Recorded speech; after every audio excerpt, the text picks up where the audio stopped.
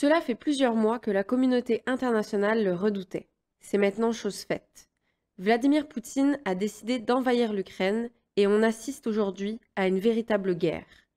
Plusieurs pays ont déjà sanctionné la Russie et on craint que le conflit s'étende à d'autres pays. Mais pourquoi Poutine a-t-il décidé d'envahir l'Ukraine? Quelles sont les causes du conflit et quelles seront les répercussions sur la Nouvelle-Calédonie?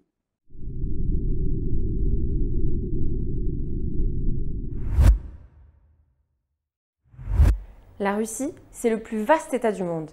Il s'étend de l'Asie du Nord jusqu'à l'Europe, à une superficie de plus de 17 millions de kilomètres carrés, soit 11,5% des terres émergées, et accueille 146 millions de personnes. Depuis 1999, c'est Vladimir Poutine, ancien officier du KGB, qui est à la tête du pays. Il a d'abord été président du gouvernement, puis président de la Fédération de Russie.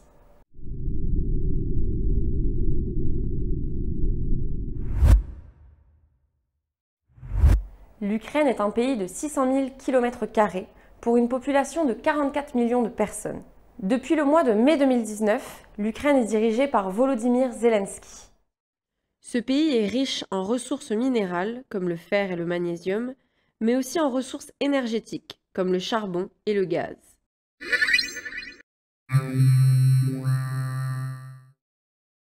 L'Ukraine a fait partie de l'URSS, mais est devenue un pays indépendant en 1991.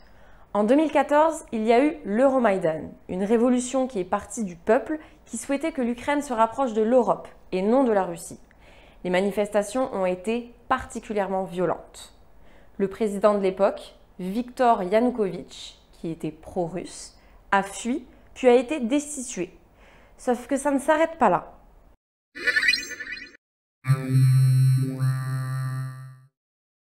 En réaction aux manifestations pro-européennes, l'Euromaïdan débute des manifestations anti-Maïdan dans plusieurs villes, notamment dans la région du Donbass. En gros, il y a deux clans, les pro-Europe, ceux qui sont à la base de l'Euromaïdan, et les pro-Russes. Ces manifestations vont évoluer et les manifestants vont s'opposer au nouveau gouvernement, celui qui suit le gouvernement de Viktor Yanukovych, qui, on le rappelle, a été destitué. C'est une insurrection armée qui devient ensuite séparatiste. Dans la région du Donbass, on retrouve des collectivités territoriales, les oblasts, Donetsk et Louhansk, qui veulent donc leur indépendance de l'Ukraine. Face à cela, l'armée ukrainienne intervient, mais n'arrivera pas à ses fins. Or, la Russie joue un rôle dans cette histoire, puisqu'elle est accusée de soutenir ceux qui s'insurgent.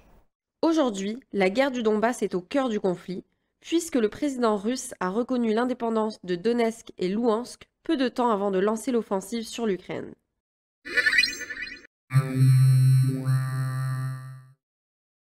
Précisons que des accords ont été signés pour calmer ce conflit.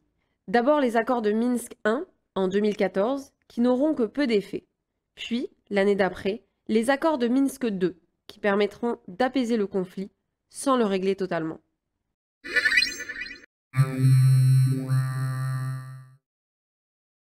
Lors de la dislocation de l'URSS en 1991, la Crimée devient la République de Crimée. Elle est ensuite rattachée à l'Ukraine, mais garde une certaine indépendance. Elle a un statut un peu spécial, comme la Nouvelle-Calédonie, puisqu'elle ne peut pas initier des lois, mais elle est autonome au niveau budgétaire. Or, depuis la chute du gouvernement de Yanukovych pendant l'Euromaïdan, les nouvelles autorités ukrainiennes ne sont pas en accord avec les initiatives du Parlement de Crimée, notamment la fameuse déclaration d'indépendance du 11 mars 2014 qui sera suivie, le 16 mars, d'un référendum avec une question. Êtes-vous pour la souveraineté étatique de la Crimée au sein de l'Ukraine? Et c'est le oui qui passe à 96,77%.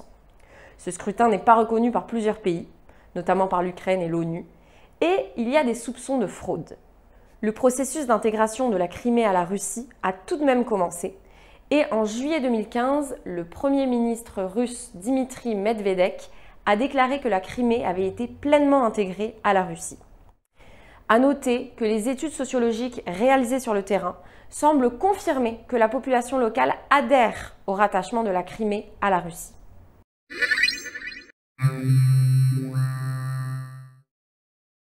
Face à ces problématiques russes, l'Ukraine se soude encore plus. Si 34% des Ukrainiens souhaitaient que l'Ukraine adhère à l'OTAN en 2014, ils sont 58% en novembre 2021. La Russie, de son côté, elle n'aime pas trop ça. En juillet 2021, Poutine sort un texte sur l'unité historique des Russes et des Ukrainiens. Le président russe affirme que les deux pays, l'Ukraine et la Russie, ne forment qu'un peuple. Un peu plus tard dans le texte, Poutine parle de l'Ukraine en précisant que la Russie a fait beaucoup pour ce pays, notamment pour son accès à l'indépendance. Il parle d'une profonde coopération entre les deux pays, que ce sont deux partenaires économiques complémentaires. Mais alors, pourquoi la Russie ne s'adresse-t-elle pas à l'Ukraine? Pourquoi Poutine veut absolument parler aux États-Unis si l'Ukraine est son partenaire? Une des théories probables est qu'il souhaite parler avec une puissance qu'il considère être son équivalent.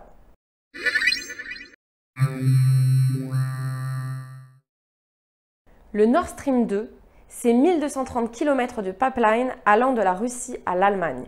Il complète les services du Nord Stream 1 qui suit le même tracé depuis 2012. Cette installation permet donc de doubler la quantité de gaz transporté jusqu'à atteindre un approvisionnement de 110 milliards de mètres cubes par an. Le Nord Stream 2 est exploité par une entreprise russe, Gazprom. Le pipeline a été achevé en septembre 2021 et l'exploitation a commencé en octobre. Sauf que pour fonctionner, le Nord Stream 2 doit être certifié par l'Agence fédérale des réseaux. Or, cette autorité allemande a arrêté la procédure de certification en novembre 2021 à cause d'une problématique juridique. Nord Stream 2 a donc créé l'entreprise G4E, Gas for Europe, en décembre et attend la reprise de la procédure. Il est fort probable que la guerre d'Ukraine impacte le projet, qui pourrait être carrément annulé. Mais alors pourquoi c'est controversé? Parce que ça accroît la dépendance énergétique européenne vis-à-vis de la Russie. En 2019, 40% des importations de gaz naturel de l'Union européenne provenaient de ce pays. Avec le Nord Stream 2, ce chiffre risque d'augmenter. Ensuite, parce que le Nord Stream 2 contourne l'Ukraine pour réduire ses coûts de transport de l'énergie, sauf que ce tracé prive l'Ukraine de ressources financières importantes liées au transport du gaz russe sur son territoire. Enfin, la troisième controverse, c'est par rapport au climat.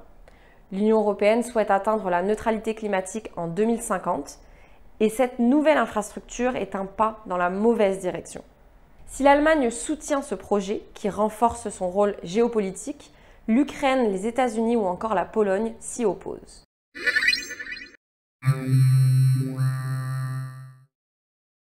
En janvier 2022, des rencontres ont eu lieu entre les États-Unis, la Russie et des représentants de l'OTAN. La Russie a exposé ses volontés, que l'OTAN s'abstienne de tout élargissement, en d'autres termes qu'il n'accepte plus aucun autre pays, et que l'OTAN ne mène aucune activité militaire dans plusieurs endroits désignés comme l'Ukraine, des États d'Europe orientale, du Caucase du Sud ou d'Asie centrale. L'OTAN, c'est l'organisation du traité de l'Atlantique Nord. Il regroupe 30 pays membres comme les États-Unis, la France, la Hongrie ou encore la Turquie. L'objectif est de garantir la liberté et la sécurité de ses membres par des moyens politiques et militaires. La Russie et l'Ukraine ne sont pas membres de l'OTAN, mais l'Ukraine a clairement indiqué vouloir le devenir afin de garantir sa propre sécurité.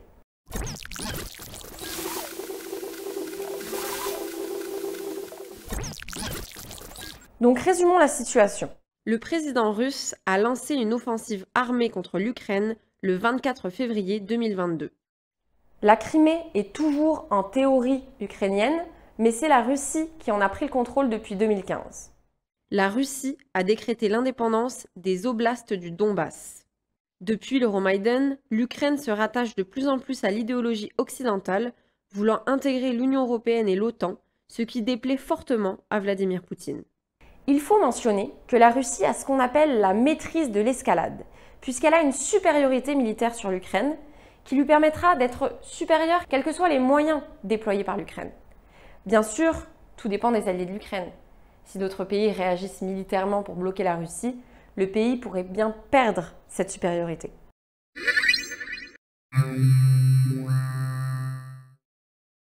Comment expliquer cette offensive? La Russie peut craindre que l'Ukraine se modernise.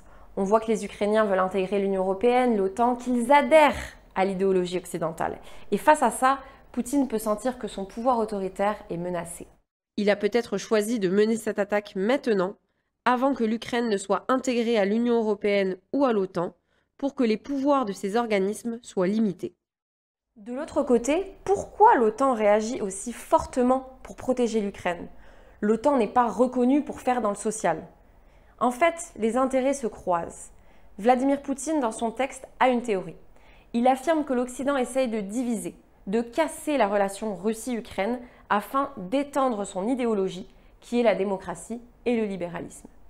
C'est comme une partie d'échecs dont la Terre serait le terrain de jeu. Casser cette relation peut être considéré comme un coup en faveur de l'Occident. Mais bien sûr, ce n'est qu'une théorie.